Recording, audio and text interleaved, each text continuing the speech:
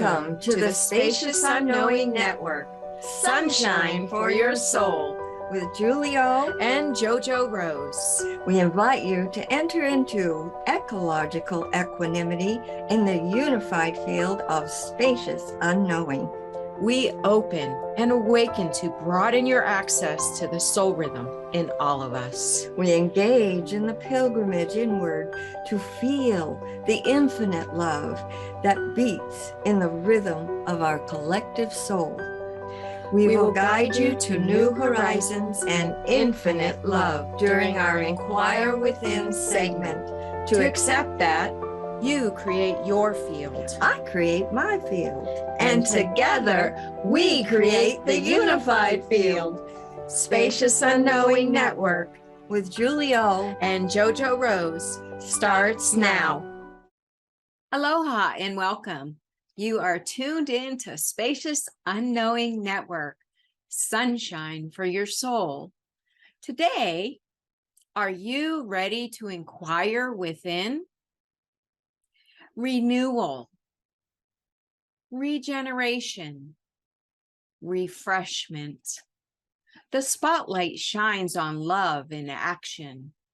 One tiny act changes a whole life. Turn on the light. Let the love glow. See what is hidden in the dark. Turn, turn, turn. Allow movement in the turning and watch what happens. Be at peace. I'm JoJo Rose. I am Julio Rose. And today's topic is really Inquire Within. We had I was living with Anne, and we woke in the morning, and we both had been called to be present for a young man who lived on the same property, and to write a poem for him, invite him to dinner. And so we said, okay, let's do it. And we did. And he said, sure. So when he showed up, we had flowers on the table, and it was really festive. And we had his poem, but we weren't giving it to him immediately. And he said, how did you know? And we said, know what, Charlie? He said, how did you know? And we said, well, what is it that we are supposed to know? And he said, well, he seemed a little dumbfounded and couldn't find his voice. And it was a real happening, because turned out that his fiance had broken up with him a few days previous to us knowing that he needed some tender, loving care. And we didn't really know him well. We had probably talked to him 2 or 3 times outside, but this was very different. And we sat down to eat, and Anne said, you can tell us after we eat. So it was a feast, and we were all enjoying it. So that was easy for him to wait. And so he didn't tell us much other than that he was brokenhearted and just so upset. And this was so, I could tell he was breathing deep and very content that we had cared, and he felt loved. And so we were and then JoJo lived in Boston at the time, and she called because she had just had a birthday, and I had sent her a suit, a denim suit that was an aqua color though, that I had made and embroidered the yoke, and it had long sleeves, and I had embroidered the right leg. Yeah. And she was calling to thank me. She had just received it. So as she's telling me that, and we're saying, I love you, and off the phone, Charlie was getting ready to leave. Anne had given him the poems, and he had sat quietly to read them while we were on the phone. And Anne had already cleared the table and was doing dishes, and Charlie said, I'm going to go now. He came to the kitchen. I was there with her too. And he said, but I'll be coming to see you later. I could tell, and both of us could tell that he was overloaded with love, that he had to go away to let it kind of be absorbed. And Wasn't one of the important connections when he was there at dinner was his grandmother? And right. Anne spoke to him about that we had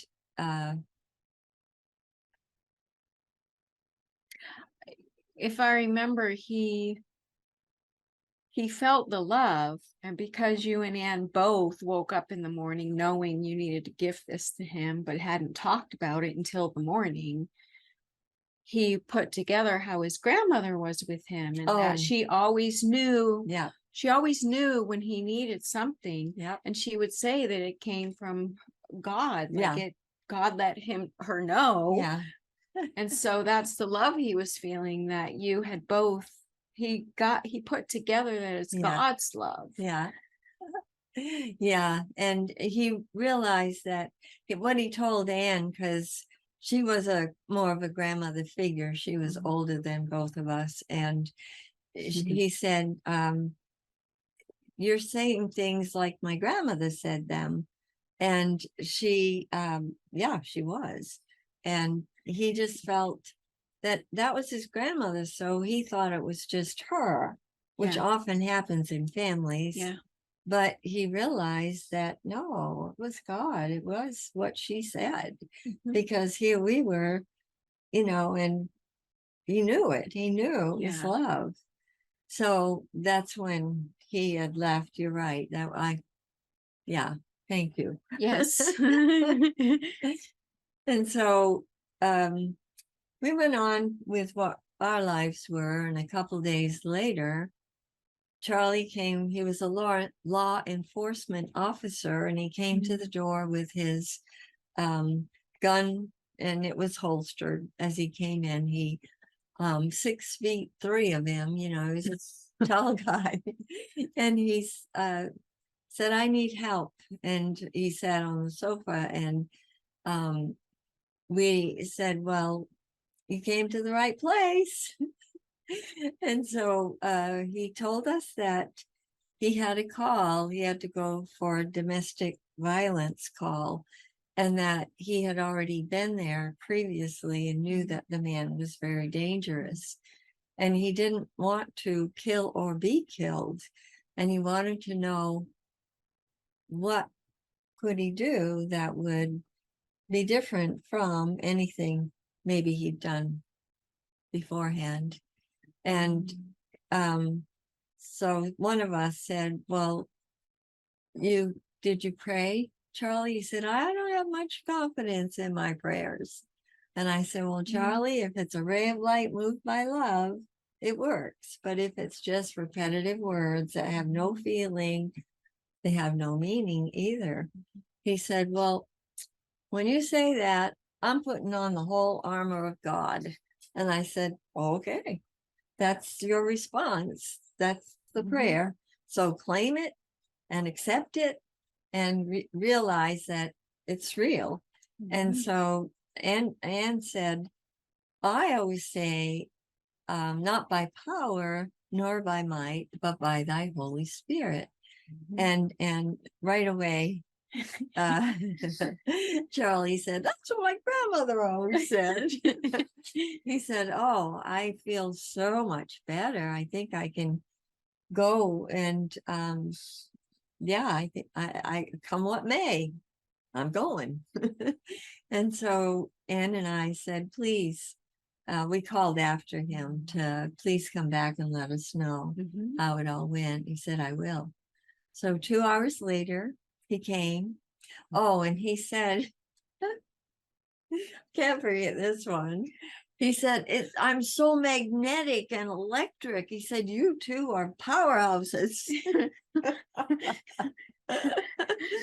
And he felt very ready. That's what made him feel ready. Yeah. So he went out the door. Well, when he came back, he looked so different. And at 6'3", it looked like he got taller and brighter and just different. And he said that he sat down. He said, I arrived there, and as I was walking up the steps, the man was on the landing at the top of the stairs. And I was really walking deliberately up the stairs, and he noticed that as he went up, he was feeling love for the man, and the man was so angry, and he watched the anger dissolve as and it gave him a deeper resolve that this would all work. When he reached the landing, they talked just for a couple of minutes, and the man reached out his hand, which surprised Charlie, to shake hands with him and said, "You're one of the good ones." And Charlie immediately knew what he meant. And so he left and felt like a totally new person, because it was so real and tangible, and the man felt it and he felt it. Yeah. And that inquiry was wow, because he came saying he needed something, and that was his inquiry. Yeah. And so when he left, he said that he wanted this life always. He really needed to live this way always, that he saw that he really didn't need a gun, or he could, love was really important. And so, of course, there would be, anyway. So after he left, Anne and I were recalling how, maybe a month or two previously, we walked all the time, Anne and I. We just walked and talked because we were always receiving such wonder about our universe and our galaxy and the cosmos. And so we went out to walk, and Charlie had this beautiful German Shepherd. Yeah, German Shepherd. But he was baring his teeth at us, and Charlie had to hold the leash so tight to keep him from coming after us. And Anne said to him, "Charlie, why do you have this dog?" And he said, "Well, I intend to keep it." And she said, "Why?" He said, "Because I want to scare everybody." And so she just said, "I think you should take that dog back where you got it." And apparently he did, because we never saw the dog again. But I know what ran through her and me at the same time was that we walk every day, and we wouldn't be able to if he kept that dog at the house. And it really was not a happy dog with a happy vibration. But it was so cool, because now he had come and he learned to go from a dog to God, I guess. To trust in something different from what he had intended. And that was the language of the time very often. So and he and Anne were from the South. And so it was a commonplace way to speak. The scriptures, using the scriptures. But it made the point, it made it work. And who was to argue with that? That's right. Wow. So it was very powerful, because just from that happening, he really knew something very different from anything he had known before. Because as he said, his grandmother was the one, so he didn't take her seriously, or somehow it didn't have the meaning to him that it could have had. And all of a sudden he got the meaning, because he needed it. I think, that's what changes everything. Is when people really know they need it. What has been shown to them, and they find that was a powerful happening. He just was beyond anything he'd ever known before. And feeling the magnetic really is electromagnetic. I love the way he called it. So that was a happening with Charlie, and he lived on the property. And the interesting part of this is that there had been other law enforcement people who had lived in the mansion, because we lived on an 82-acre estate. So there was a lot of it was in orange groves. It was because of the place was sandwiched between Banana River and the Indian River. And of course, Indian River fruit is known for the goodness, because oranges need to have a cold spell to get sweet. And we always had a cold spell in the winter that accommodated that. So they were excellent sweet oranges. And we used them and enjoyed eating them too. So there was a lot of it was a bird sanctuary, and there were many peacocks on the property. They were just beautiful with their feathers that they would lift and rattle, vibrate for their, mate, and just magnificent animals. And there were swans in the little man-made pond, and ducks, and an aviary with macaws, and there were also flamingo. And from being there, I learned that flamingos are pink because they eat shrimp. And so that was all news to me. But yeah, it was big. So we walked a lot, and where the mansion was, there were bricks lining the little area there. And then the rest of the grounds were dirt, and I loved it. It was so wonderful to walk on dirt. It was so restful for the whole body. And it's rare to find any place you can walk except in the woods, on a trail or something. So it was really wonderful. And we lived in a cottage that was across from the mansion. So obviously the people who owned it, who lived in Miami, wanted law enforcement to ensure that the house was, everything was safe on the property. So they had been some people, and then another couple, and then Charlie. And I realized the stories they were telling about Anne and I. She was not very happy to learn about it, so I didn't say much. And when Charlie came, he heard the stories from the two different couples that had lived there. And, I learned long ago that when people don't know you, they make up stories about you. And it's the way life is, I guess, when there's judgment as the ruler of the life. And so Charlie, having heard the stories, wanted to find out if it was true. He didn't ask us. He turned the intercom on in our apartment so he could listen in the mansion to what we were saying and learn whether or not the stories were true. And so he did learn, and the stories were not true.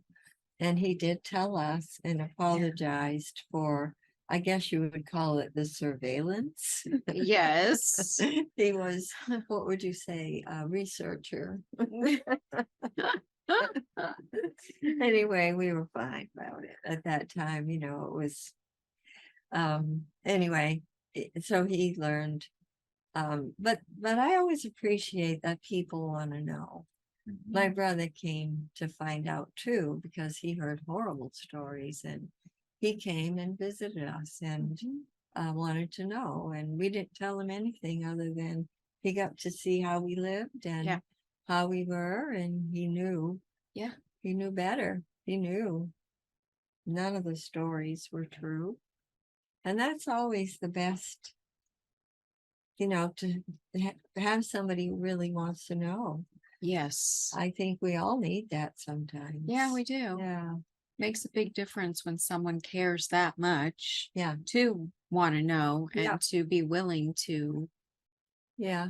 either ask, or in Charlie's case, he did what he did, but then he admitted to what he did and Yeah. apologized. Yeah. And, you know, Yeah. a little bit different in both cases, but nonetheless, it's Yeah. And I think Anne learned that what I had received about the first couple and the second couple was true. Yeah. Because he said exactly what I had told her, because I felt it in the air, you know, it was so yes. present in the air. So yeah, it was fun. There's always something going on, no matter where you are, no matter what you're doing. That's It's life. so true. Yeah, it is. But Charlie's story is very, or the happening with Charlie is very full. And it had that feeling of immediacy because of his need. Mhm.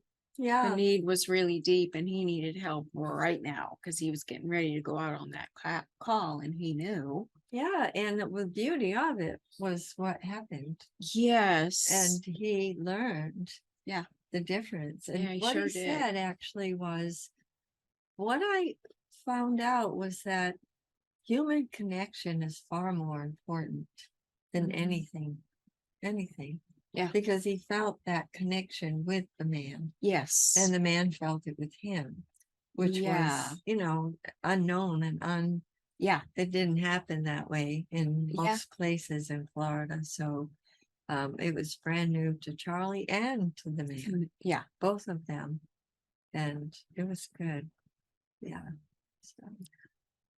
Love in action. Oh, that's it. Yeah, it's Love in action. and it was that one tiny act Yeah. that changed Charlie's life. Yes. And he got a new girlfriend. I don't know how long after, you know, the breakup, but she was a love, and her little girl was so adorable. So they both lived there, and it was so fun to see a little girl on the grounds again. Yes. Because it was, you know, she could have a lot of fun running around and playing.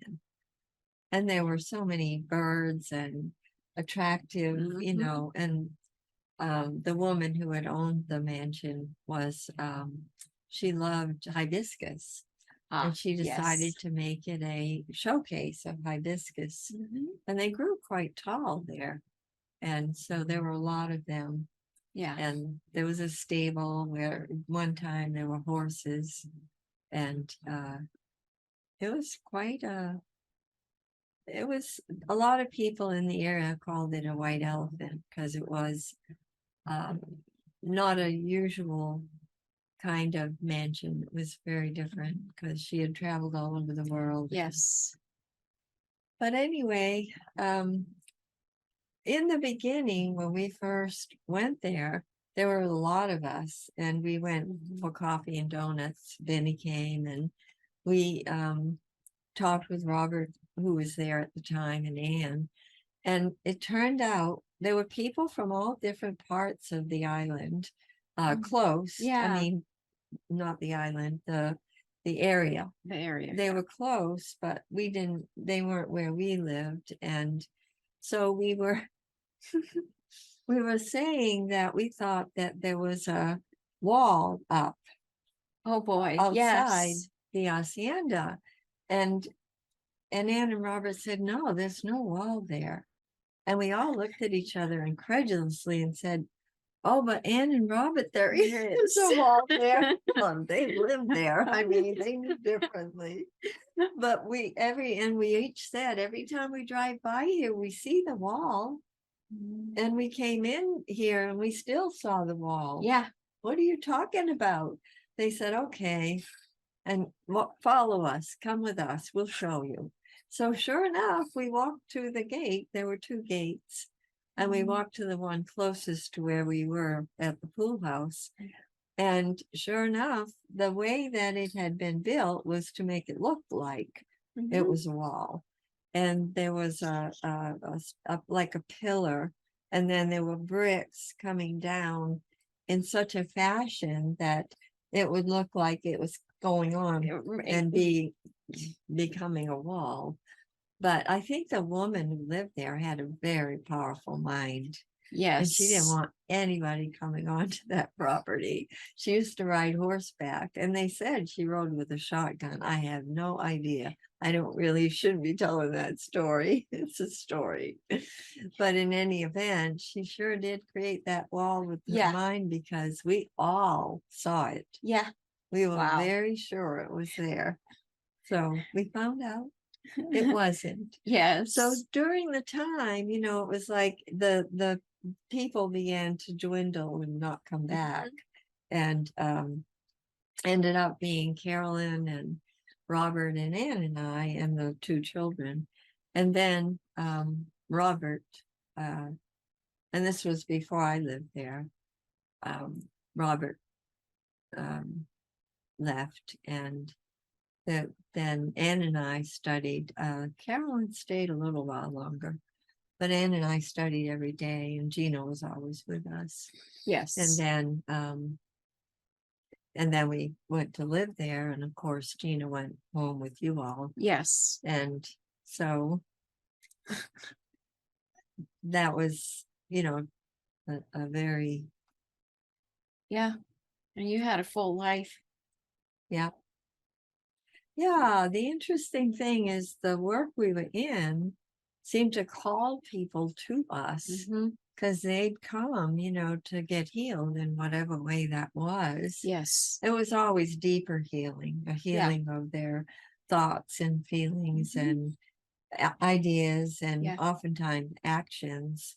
And they really, it depended on the people as to what they needed. Right. And Yes. we were, we were learning all these things, and we both had families beforehand, so we knew what they were undergoing, and it was beautiful what happened with each of them. And it is beautiful. But inquiry really is what brought them. Yes. Yeah, and there was actually one young woman who came who said she saw a light and she just had to come. Yeah. And so she was an opera singer, young, but her diaphragm was as hard as a rock. She wanted us to punch her, and we wouldn't. She was quite upset about it, but not really. But she was lovely, and we talked, and she just wanted to know who lived there, that, Wow. So it was kind of helpful to us. Yeah. That someone felt that way. She was guided right to you. Yep. Yes. And she came a few times. She never stayed long. Yeah. But she came, and it was fun. Sweet. Yeah. Very sweet. Yeah. We met all ages, shapes and sizes and colors, and it was wonderful. Yeah. It was like the park, like where we were, and so many people, and truly inquiring within is so part of any one of us who self-reflect. So it does call for self-reflection to be able to inquire within, and usually we discover or uncover from the soul rhythm a need that's deep inside of us, that shows up through our life, because it usually does. Yeah. And that's the best gauge. When it shows up in your life. I always talk about show and tell, because truly that is how it all works. It shows up, and then we get told what it is. Yes.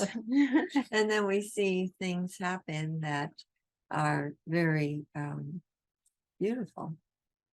Yeah, and when the inquire within is deep, we are always responded to.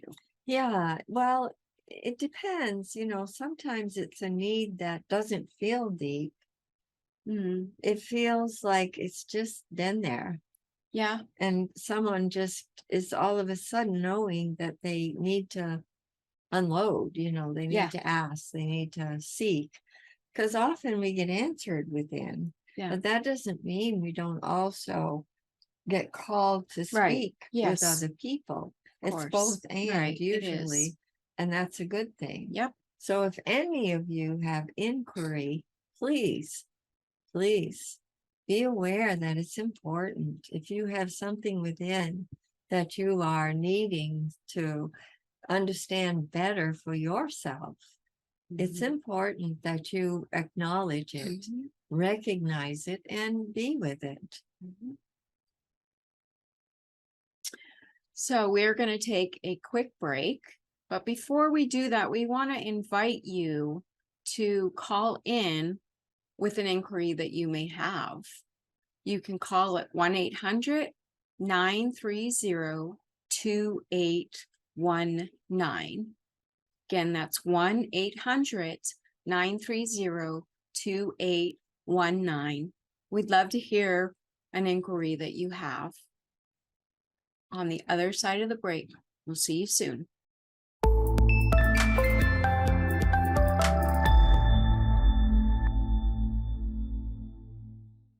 Welcome. You are listening into Spacious Unknowing Network, Sunshine for Your Soul. And before the break, we were speaking on inquiry and inquiring within and the importance of that in our life, in our soul rhythm, in the way that we show up. Yes. How we speak, the way we act, all of it. Well, inquire within really does have to do with possibly a need that's beyond some of that. Yeah. And maybe it's been with somebody for any one of you for a while, and you kind of wanted to feel it more inside. And sometimes there's an inquiry that's necessary out loud to someone else. So it's definitely what we're good at, and we're open and willing to listen. Yes, we are. So call if you feel so moved, and I hope you do. If you need the number again, it's 1-800-930-2819. Yeah. So have you had any big inquiries recently? I think my big one now is to be congruent in my life everywhere.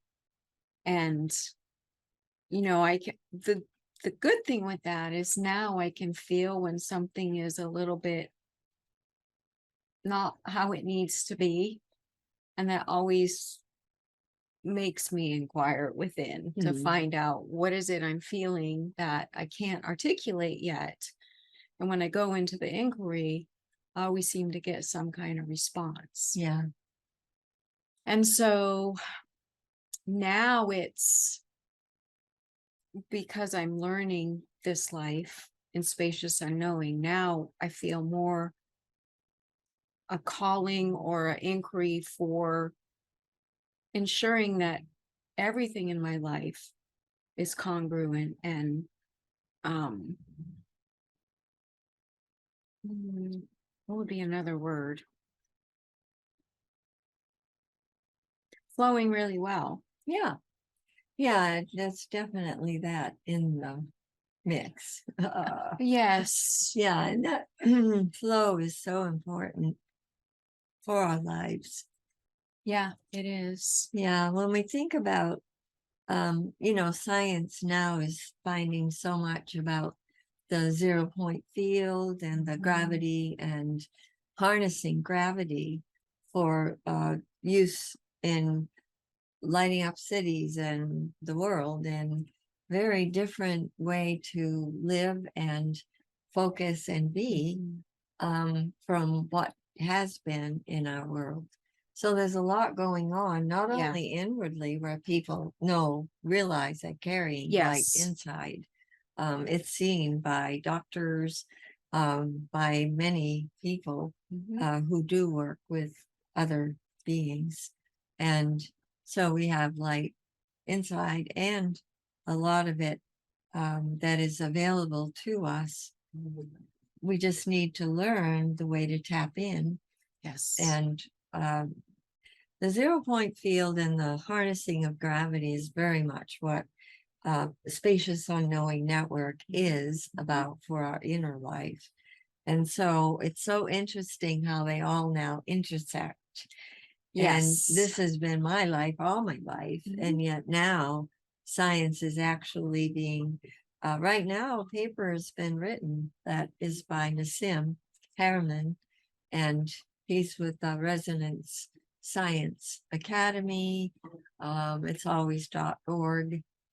If any of you want to find him, he's a beautiful human being who has been working on the science of this for 30 years, and it's all been put together with a team of his, and they are going to be putting the pieces of it out to laymen, to all of us, so that we understand better what it's all about.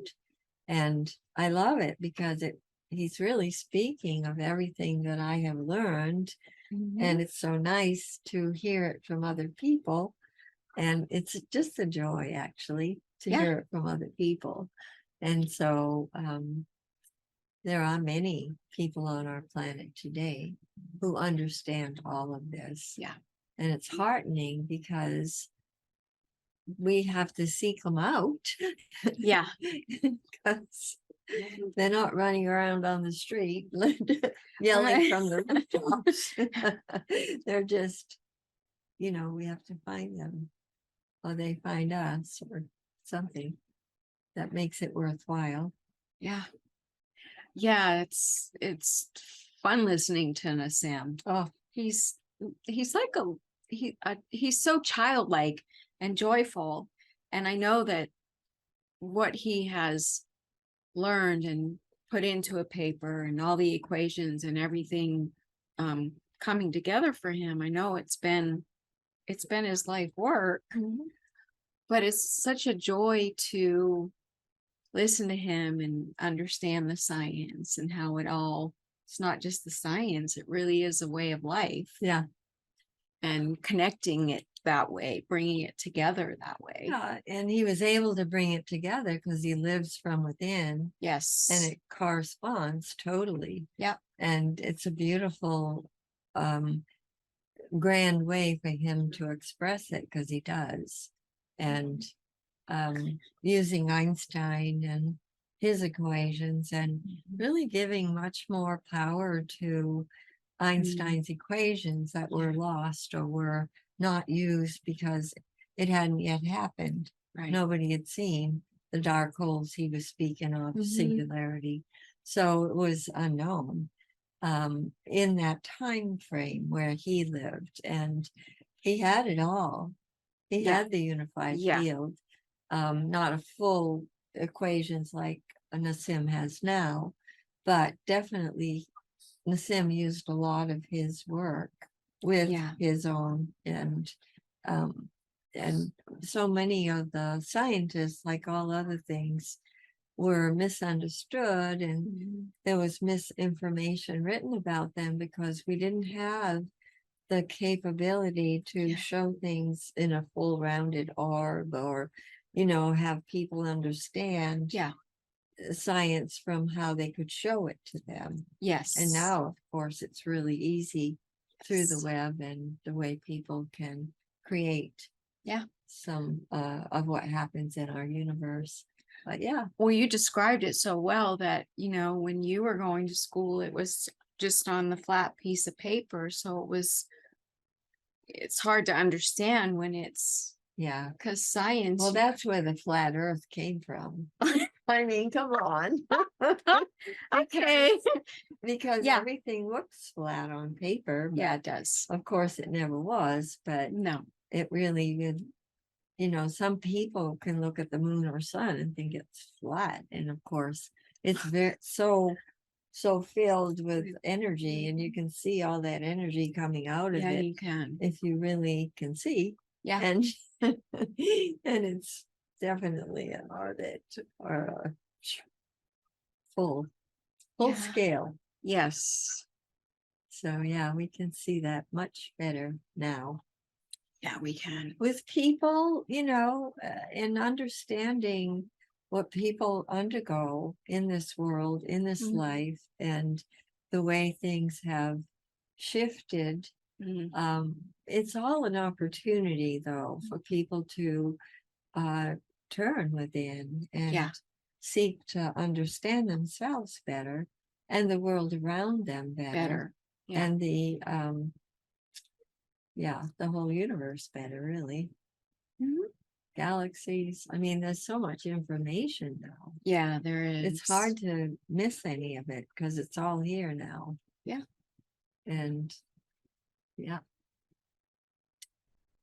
Yeah, it's wonderful to find new information and find out different things. And that often brings inquiry as well. It A does. It need has to Yeah. understand deeper and then bring it and make it real in our life in a Yeah. tangible way. Well, quantum entanglement, it makes it real for a lot of people that we may never meet. Yeah. But each one of us who change, it ripples through the field, sends waves through the field. So we're not we're not alone in this universe, that's for sure. No, we are not. So that's also the beauty, you know, I call it excruciatingly beautiful. It's beautiful. Yes. Yes, it is. It is. It is. So any of you going to be brave enough to inquire within? Just call us or send a text or something. Chat. Anyone?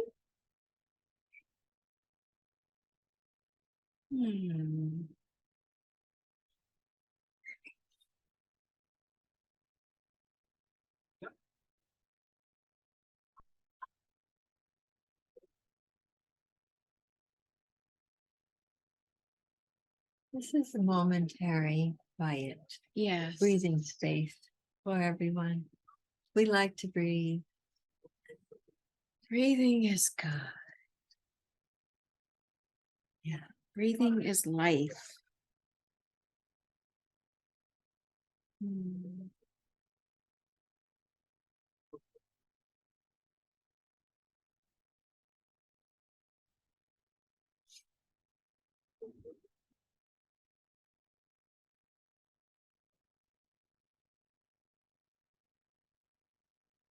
Well,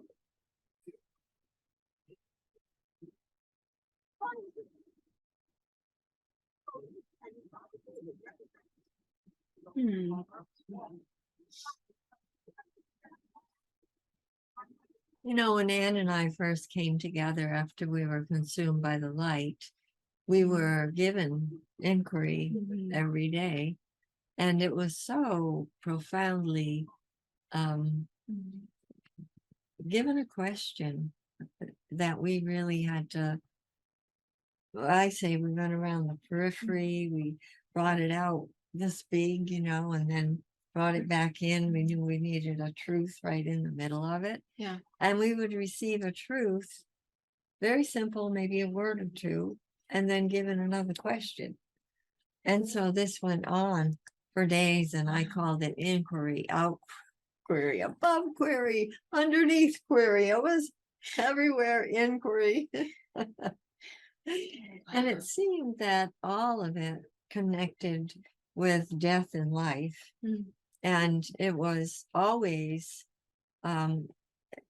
very real about people wanting to kill off the body. And it seemed so harsh. And we went through the study of it with the inquiry and what we did with it. And everybody that came to the hacienda for healing was afraid of death. Everything we had been in for the inquiry, and it had no expiration date, you know, it was in continuum. Yeah.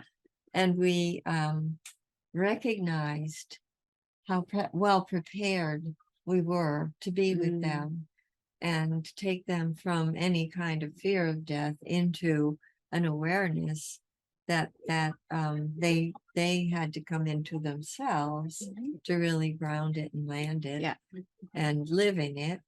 And from it, each one of them came to understand that they weren't only afraid of death, they were actually afraid of life too. And they really never dreamed that there was that connection. Yeah. Until they did this inner work. Yeah. And learned it. And it was very real to them then, because they were experiencing things in their life that they didn't understand because of their mix-up. Yeah. Of death and life. Yeah. And each of them became so much more profoundly present in their lives because they were no longer afraid of death. Yeah. And they had different ways to use their interior soul rhythm and allow it to really be present for them and available to them, and lived a very different life. But that was the main issue with all of them. There wasn't one who came who didn't have that. And so we were so well prepared. Yeah. And that's really it. That's how this life works. Yeah. I really can testify to that attest to that, because of my whole life, I was always prepared for what showed up that was in need of great care and love and attention and affection and all of it. And that's something that is preparation is needed. Yeah, it is. And it really does assist us in it. A lot of people would say it's brave. And so there are words to put on it, but truly it comes from being willing to notice, pay attention, be real with oneself. And then it's easy to be real with other people. Yeah.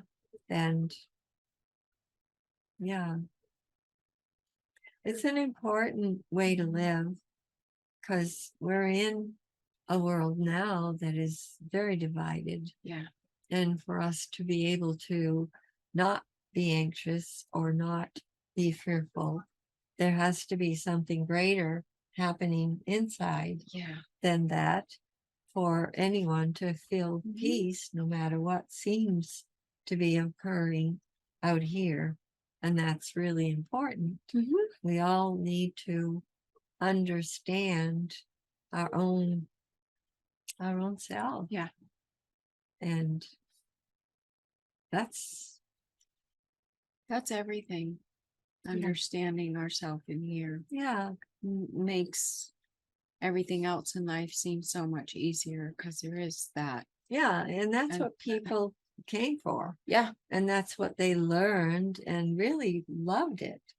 I mean, I haven't seen anyone who wasn't, we didn't meet anyone who wasn't, were really willing to do the work, the inner workings that were necessary for their own healing. And it was so, healing can be just the surface, or it can be depth. And it depends on the person or people. And the ones who came really wanted the depth. Yeah. And we did have it. And so they were blessed and graced, and we were as well, because that's how it works. Someone cannot be in their own inner life like the ones who came were, and not affect other people. Yeah. It doesn't work that way. No, just as we can be very affected by something that's harsh and in our surroundings. Yeah. And we see the destruction of hurricanes or whatever happens in a lot of different places, floods, and we see that, how do you recoup? How do you come home to yourself in those situations and have peace or stillness possible? You can't if you've never been in it before. Right. But you can if you have already been in that and understand where you can go, and that you actually can access when you've already been preparing yourself for that. It's different. It's very different. Yeah, it is. Yeah. It really is. And it's worth being in. It's really worth being in this life and understanding ourselves and inquiring within and learning, being present. You know, so much of the word you speak, even today, like brings new information. It's like Nassim doing the paper and bringing new information on something that hasn't been known, but it's been present. Yeah. I would say it's been known within, but it hasn't been And scientifically proven. Right. In a way that better way to is say it. equations that scale up, to Yes. really work beautifully. And it's a very different way to live. It's a new world. And that he's very aware of the equations to build that new world. And so we all need to be joining him, Yeah, we do. accepting that this is something we've all definitely worked toward. And, it's like Bucky Fuller. And always, and I was so blessed to be able to go hear him speak in Pacific Beach. And just, I just love that man. He was so full of information. Yes. And goodness. Yeah. Yeah. So we still are reading him and understanding what he brought us. And there are so many. Yeah, there are. There are many. It's such a blessing that we've had so many people in our lives who are filled with knowledge, but it's self-knowledge and wisdom. It's really wisdom and understanding life. Yeah. Through their own lives. And they live a different life because of it. Yeah. That's key. What you just said, it's key. Yeah.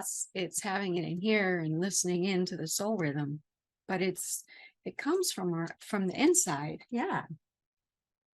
Yes. And it's woohoo. I mean, Sunday when we went to the fair, the people that were vendors were all very inspiring, and they were. They all love what they do, and it's such fun. It is fun. Yeah, to meet and the people aloha, the people in Hawaii are so just it's amazing. It is amazing to feel the vibes in the air. Yeah, when they're all happy with their lives and sharing what they have as goods or services or whatever it is, and good food and yes, good fun, good music. Yeah. Well, we have come to the end of the show. All right. Once again. Yeah. Well, we liked our little silences. I hope you all took some little silences in your life at the same time. Yeah. So we will see you next Monday at 7 p.m. Pacific time, right here. Thank you for being with us. Thank you for sharing. Yes, thank you. And we will see you next week. Until then, aloha. Thank you for listening to Spacious Unknowing Network, Sunshine for Your Soul, with Julie O. and JoJo Rose. Join us again for life-affirming communication every Monday at 7 p.m. Pacific Time on TransformationTalkRadio.com so that you can bask in the rays of infinite love. Access soul rhythm to tap into your real being for your heartbeat in the rhythm of your soul. Feel it guide you to new horizons and unlimited infinite love. For more information about Julie O. and JoJo Rose, visit SpaciousUnknowingNetwork.com. That's spaciousunknowingnetwork.com.